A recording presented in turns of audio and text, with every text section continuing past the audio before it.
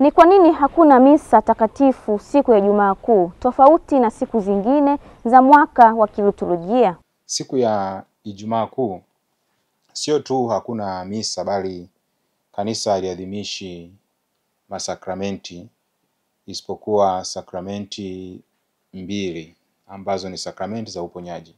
Sakramenti ya mpako wa wagonjwa pamoja na sakramenti ya kitubio. Kanisa haliadhimishi sakramenti nyingine nje ya hizo sakramenti mbili.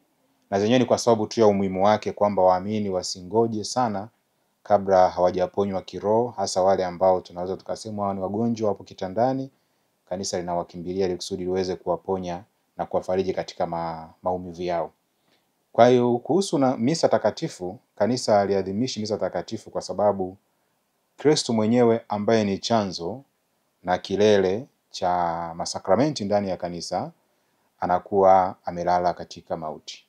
Kwa hiyo Kristo analala katika mauti, na hivi kanisa inaingia katika tafakari nzito ya kifo cha Kristo, na hivi aliadhimishi misa takatifu ili kusudi kujipa muda wa kutafakari hicho kifo cha Kristo ambaye amelala katika mauti. Kwa hiyo hakuna maadhimisho hata fumbo la Ekaristi Takatifu, kwa kuwa Kristo ambaye ndiye chemchemi na ndiye chanzo na asili ya masakramenti yote katika kanisa amelala katika mauti. Kwa hiyo kanisa haliadhimishi misa takatifu kwa sababu hiyo. Yeye Bwana ambaye ndiye tunayemwadhimisha yupo katika hali ya mauti.